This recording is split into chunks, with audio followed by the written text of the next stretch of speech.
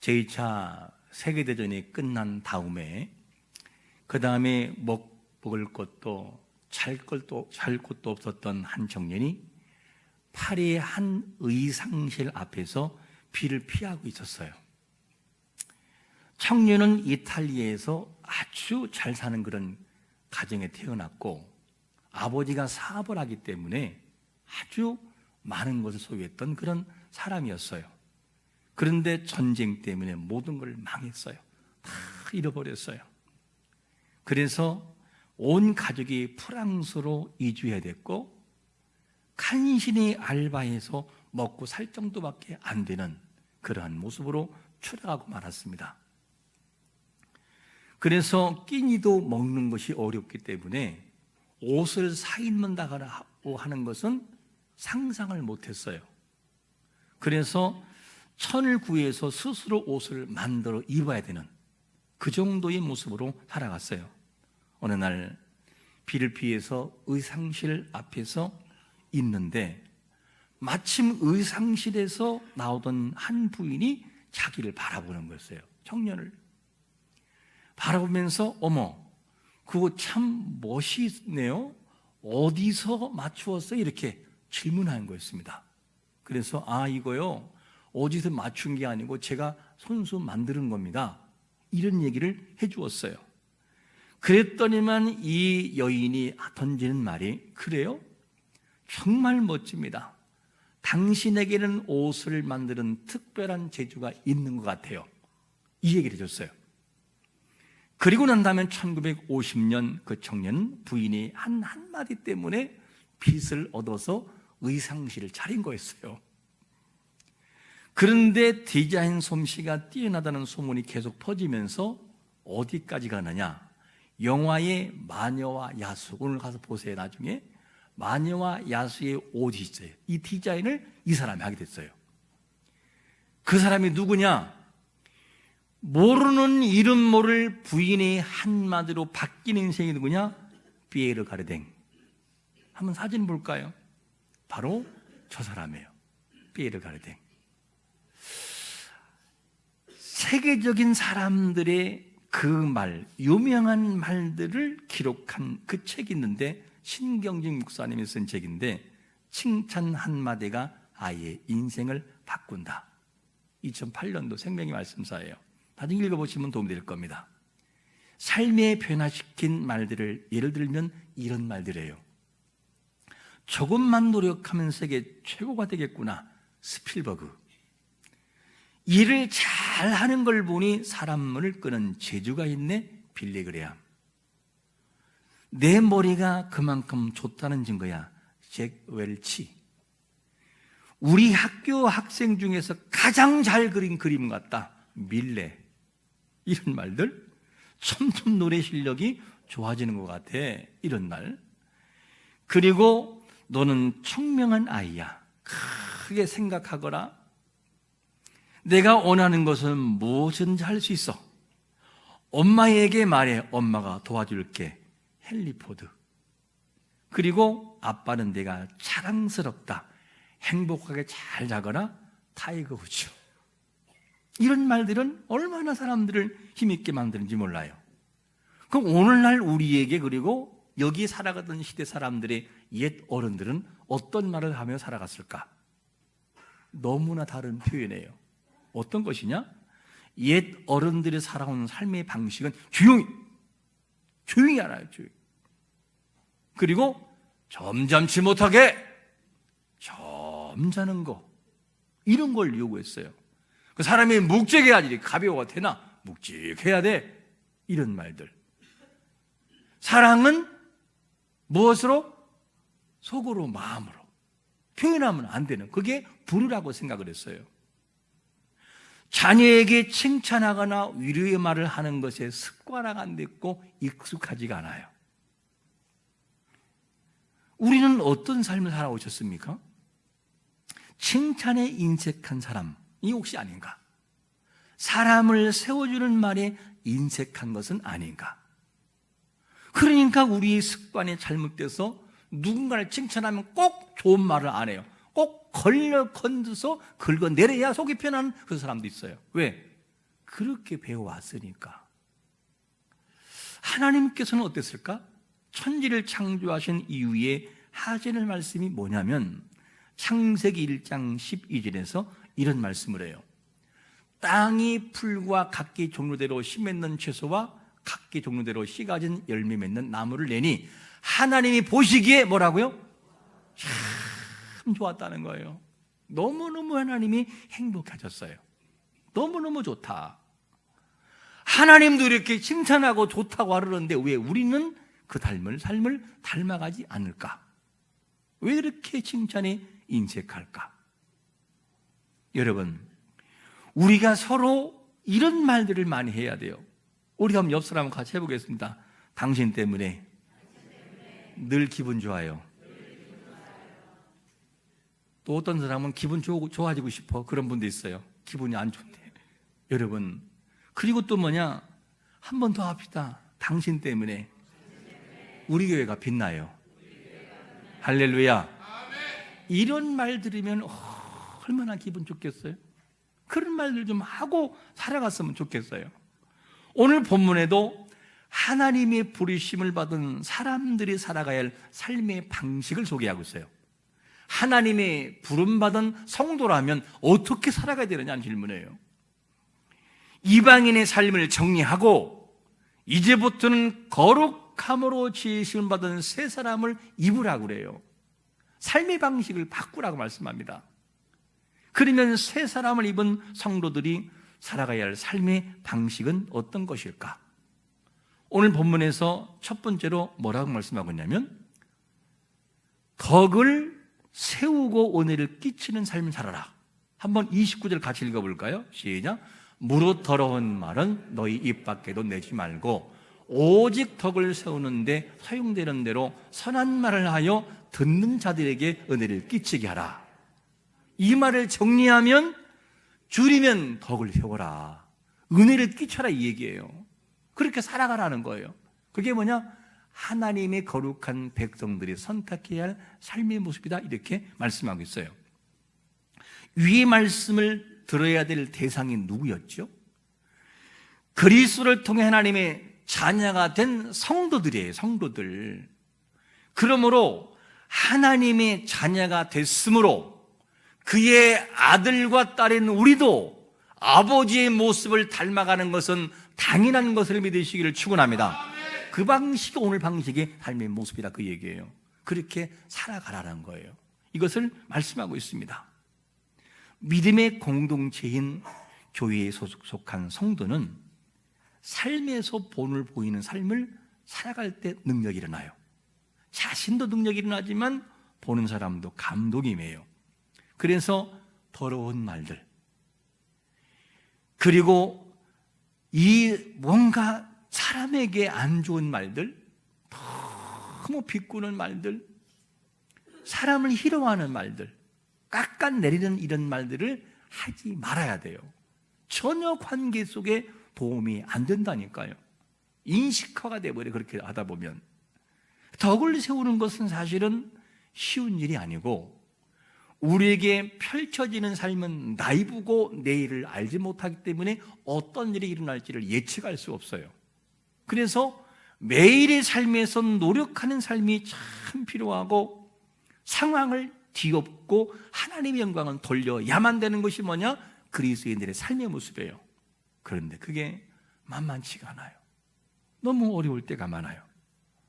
며칠 전 정기노예를 관계로 모 교회에서 모였어요. 근데 이 교회가 사이즈도 적지만 특별히 주차난이 아주 심각한 그런 교회였었어요. 몇 대 바치고 나면 바칠 수가 없어요. 그럼 몇백 대 드는 사람을 어떻게 하겠어요, 그게. 그래서 동네 주일 다니면서 아무 곳이나 바치고 와야만 되는 상황이었어요. 또 그래서 저는 또 마침 그날따라 차가 이 고장이라는 승용차 고장이 나가지고 신탄년 중앙 장로교에 마크 붙인 봉고차를 끌고 가야 했었어요. 그래서 차를 바쳤네요. 그런데 사람들이 막 화가 났나 봐요. 동네 주위에 차를 바쳤다고. 제가 딱 가고 차를 끌고 딱 나오는데 40대 중반 되는 한 남자가 막걸리 한 통 먹은 것 같은 핏대를 세우면서 그러면서 차를 막는 거예요. 내 차를. 어떤 차를? 신탄중앙 장로에 막혀 있는 차를. 그러면서 막더니만 뭐 하라고요? 창문 내리라. 이거 창문. 아니 나 내리라고 하지 말고 창문 내리라고. 그래서 창문 내렸어요. 아니 여러분, 동네 잡아친 게 죄예요? 모든 사람이 그 사람 땅입니까? 그건 아니잖아요. 그래서 창문 내렸더니만 다짜고짜 삿대질하면서 그대로 표현합니다. 목사들이 말이야, 매너도 없이 말이지. 이런 화를 막 내는 거예요. 와, 이 목회자들은 욕을 잘 안 먹어가지고 욕 먹는 거에 잘 적응을 못해요. 적응을. 그 제가 어떻게 했을까요? 너 나이 몇 살 먹었냐고요? 아니 그렇게 한 것이 아니고 제가 웃으면서 이렇게 얘기했어요. 선생님, 회의가 좀 길어졌습니다. 빨리 끝날라고 했는데 길어져가지고 참 미안합니다.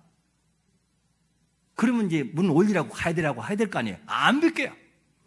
또 목사들이 말이야 매너도 없이 이러고 삿대질을 하면서 막 이러더라고요. 이번에 어떻게 했을까 제가요? 제 표정이 조금 과하다고 판단하면 안 되고 너 나이 몇 살 먹었냐? 이렇게 했어야 될까요? 그렇게 안 했어요. 역시나 뭐라 그러냐면 선생님 참 미안합니다. 피해를 줘서 미안합니다. 빵 끝. 그러면 될까요? 목 하려다가 목이 내려가더니만 비키더라고요. 근데 여러분 이게 여러분 우리 웃지만 그 상황에서 그걸 이겨내야만 되는 상황은 쉬운 일이 아니라니까요. 쉬운 일이 아니에요. 동생뻘 되는 40대 초반이 소리를 지르며 삿대질하면서 왜? 목사라고도 안 했어요. 교회 마크 보고 목사라예요 나한테. 이런 일이 벌어지는데 이거 그런 것들을 이기는 것이 쉽지는 않더라고요 사실은. 근데 거기에서 너 나이 몇 살 먹었냐 이러면서 멱살을 잡고 싸우면은 그 주위의 교회가 뭐가 되겠어요? 그럴 수가 없어요. 무슨 말이냐면 이 사람이 살면서 우리가 살면서 마음대로 살아갈 수만 있다면은 좀 자유한 것이 있을 수 있어요. 근데 그렇게 살아갈 수가 없어요. 근데 어느 한 후배 목사는 이런 얘기 하더라고요. 목사님, 내가 교회만큼만 달고 다니면 교회 차라고 막 무시하고 삿대질하고 창문 열고 이러면서 하도 욕을 하길래 참다 못해가지고 창문 열고 또 막 욕하길래 창문 그랬더니만 창문 열고 그냥 가더래요. 속은 시원하다고 하더라고요. 근데 그렇게 할 수 있어요. 할 수 있지만 해서 안 되기 때문에 못하는 것뿐이에요. 이게 참 어려운 일이 아닐 수 없습니다. 중요한 것은 우리의 신분이 누구냐는 거 질문이. 하나님의 자녀가 됐기 때문에 우리의 표정과 인격과 삶에 있어서도 그런 삶으로 비슷하게 맞춰 나가야 돼요. 그것을 에베소 오늘 본문에서 말해주고 있는 겁니다. 네가 누구냐? 하나님의 자녀가 아니냐? 내가 누구냐? 하나님이란다. 네가 누군데? 내 아들이 아니냐? 딸이 아니냐? 그렇기 때문에 그런 삶을 살아가라고 우리에게 요구를 하고 있어요. 물론 어렵지만 말입니다. 만일 우리가 아무렇게 살아간다면 근심하는 게 누굴까? 30절 한번 같이 볼까요?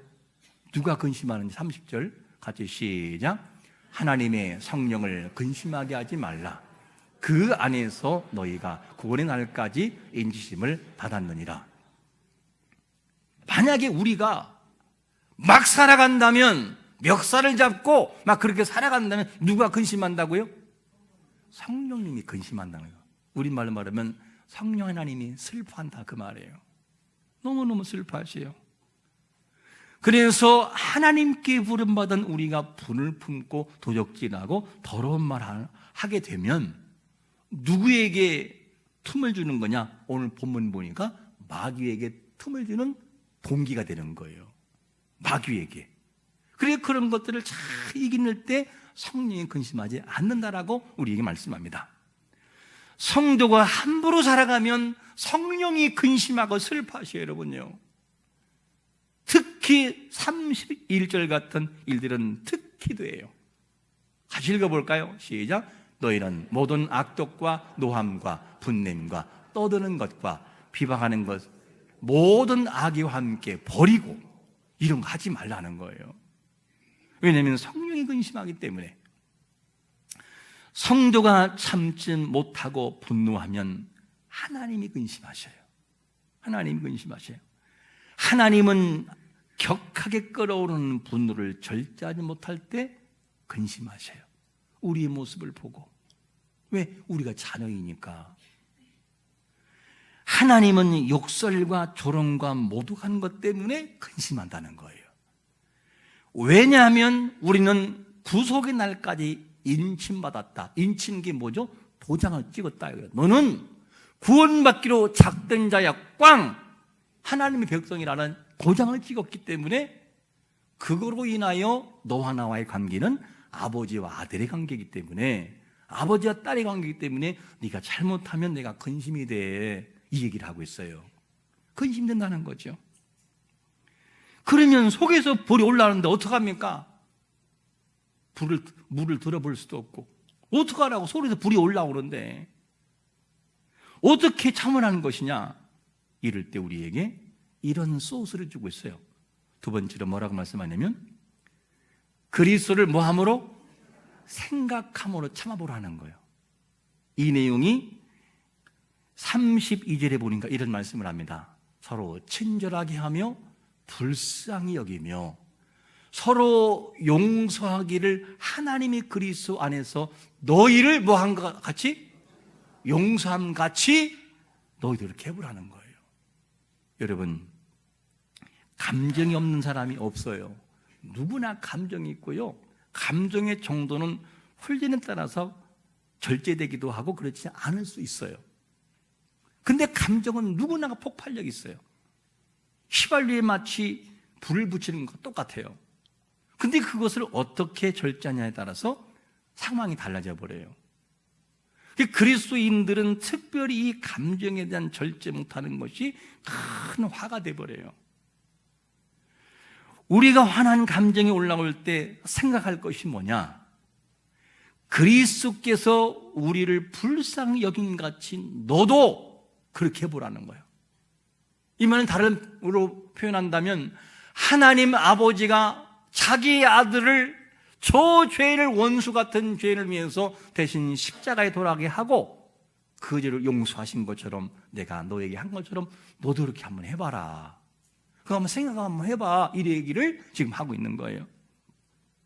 죄인 된 우리를 살린 것처럼 너도 살면서 그렇게 노력을 해봐라. 이 얘기예요. 우리도 다른 사람을 용서하는 마음을 가져봐라. 화난 감정을 절제하는 마음을 잘 조절하면 그게 능력이 돼버려요. 화난 감정을 절제하지 못하면 화가 돼요. 특별히 아무리 사랑하는 아들과 아예 깍꿍하더라도 그 아이가 커서 부모의 속을 썩이면 뭐 하느냐? 그때는 어떻게 하죠? 입에서 뭐가 나가요? 무슨 주가 나가요? 포도주가 나가는 게 아니고 저주가 나가잖아요. 안 좋은 말이 나가잖아요. 네가 커서 뭐 하려고 들라고 그러냐? 너는 이렇게 하면서 막 그 아이에게 잘못된 마음에 말이 나가기 시작을 해요. 그러면 그 아이는 마음에 상처를 입게 되잖아요. 그런데 화난 감정이라 할지라도 이 말을 하도 주님이 우리에게 하신 말씀처럼 그리스도께서 우리를 사랑하신 것처럼 마음에 생각하면서 이걸 전환시켜버리면 어떻게 변화 가져올까? 놀라운 역사가 벌어져요. 예를 들어야 좀 쉬울 것 같아요. 앞에서 이런 얘기했어요. 칭찬 한마디가 아이의 인생을 바꾼다. 이 책이 있는데 여기에 등장하는 사람이 누구냐? 잭 웰치라는 사람이 등장을 해요. 사진 한 장 볼까요? 바로 저 사람이에요. 잭 웰치. 근데 저 사람이 누구냐면 미국의 제조업체인 제너럴 일렉트리사의 회장직과 최고 경영자를 맡고 있어요. 최고 경영자. 전설적인 경영자, 저 사람은. 전설적인 경영자. 따라갈 수 없어요. 그런 잭이 어렸을 때에 어떤 단점이 있었느냐면 뭔가를 말을 하면 말을 더듬는 습관이 있었어요. 말을 더듬으니까 어디 가서 자신감이 없어요. 다 의기소침하고. 이것을 보았던 어머니가 아이를 세워주기 위해서 아이를 불렀어요. 아들아, 제가 해주는 말이 뭐냐면 말을 더듬는 버릇은 단점이 아니란다. 네 머릿속의 생각이 내가 이야기하는 속도보다 빨리 움직이기 때문에 말을 더듬는 것뿐이야. 네 생각은 막 돌아가는데 얘가 입이 따라가지를 못해서 그래서 더듬는 거라고. 아, 멋있잖아요, 말이. 이렇게 말을 해줘요. 그래서 아들이 이 콤플렉스를 이기고 뭐가 되느냐? 미국의 최고의 경영자의 자리에 오르게 되는 거예요. 한마디 말 한마디가 너는 단점이 아니고 네 생각이 워낙 뛰어나긴데 이 얘가 따라하지를 못해서 그런 거야. 그러면서 너는 최고의 경영자, 네가 그만큼 머리가 좋다는 얘기야. 그 얘기를 해줘요. 우리가 이런 말들을 들어보면서 느끼는 것이 뭐냐면 성도와 성도 간의 가정에서의 부부와 자녀 관계에서 언어의 습관이 훈련되지 않으면 사람을 죽일 수 있고 사람을 침몰시킬 수 있어요. 그러나 정말 교회 안에서도 언어의 순환을 통해서 한 번 더 생각하고 말을 하면 상대를 세워주고 웃게 만들어요. 이런 것이 그리스도 공동체 안에 사실 있어야만 돼요. 이런 삶이 다 있어야 돼요. 물론 그렇게 들어왔고 저주를 퍼붓는 얘기를 들어왔고 남 비꼬는 얘기를 들어온 것이 우리의 모습이기도 하지만 이제는 뭐라 합니까? 너희는 새롭게 거듭난 사람들이 아니냐. 이방인의 모든 습관을 버려버리고 내가 거룩하니 너희도 거룩하라. 새 옷을 입으라는 하나님의 명령이 있다면 노력할 수밖에 없는 거예요. 그래야 우리의 삶에서 하나님의 이름이 높아지기 때문이죠. 여러분, 우리의 신분이 누굽니까? 택한 족속이라고 그래요. 택한 족속. 그리고 왕같은 제사장이라고 우리에게 말씀해 주고 있어요. 네가 거룩한 백성이 아니냐? 그리고 너는 하나님의 걸작품이 아니냐라고 우리에게 말씀해 주고 있다면 이걸 항상 잊지 말고 살아가야 돼요. 그래야 하나님의 나라를 통하여 멋있는 일들을 해낼 수 있어요. 여러분, 우리가 하나님의 자녀라고 하는 것을 이론으로만 말해서는 안 돼요. 이론으로 끝나지 말고 살아가는 삶에서 보여주며 살아가기를 축원합니다. 그래야 그 속에 능력이 일어나는 거예요. 이런 삶이 우리에게 있어야 돼요. 그 하나님이 그걸 원하고 있어요. 우리가 하나님의 자녀이지만 고칠 것이 아직도 너무나 많아요. 그래서 하나님은 온전하게 우리를 만들기 위해 지금도 계속 우리를 환경 속에서 돌리고 있어요. 깎고 부닥치고 아프고 눈물 나오고 고통스럽게. 그 속에서 성장하고 깨달으면 성장하는데 그렇지 못하면 퇴보할 수밖에 없는 것이죠. 우리는 지금까지 어떤 삶을 살아오셨습니까? 상대를 넘어지게 하는 삶을 살아오진 않았습니까? 그렇다면 이제부터라도 보배로운 삶을 살아가시기를 축원합니다. 보배로운 삶. 어떻게? 우리의 언어를 통하여, 말을 통해서, 우리의 표정을 통하여. 오늘 집에 가서 한번 화낼 때의 표정이 어떤지 자기 거울을 보고 한번 화를 내보세요. 자기는 자기의 표정이 어떤지를 모르고 살아가요. 근데 오늘 집에 가서 화를 확 내보고 한번 거울을 보면 놀랄걸요. 자기도 놀랄 거야. 뒤로 넘어질 거야 아마. 왜? 그동안 우리는 그거를 모르고 살았어요. 누군가에게 상처를 주고 살았어요. 이걸 기억해라. 우리의 표정도 하나님의 작품이기 때문에 관리해야 된다. 그런가 하면 우리의 인격이 훈련되어야만 돼요. 훈련된 인격이 될 때 누군가를 세운다는 것이죠. 잘못된 길로 가면 성령이 근심한다면 바른 길을 살아가고 하나님이 기뻐하시는 삶을 살아간다면 성령이 기뻐하시는 것을 믿으시기를 축원합니다. 성령님이 기뻐한다는 거예요. 성령님이. 왜? 하나님을 한 삶을 살아내고 있으니까. 오늘 우리가 기억할 말씀은 일으켜 세우는 삶, 일으켜 세우는 삶.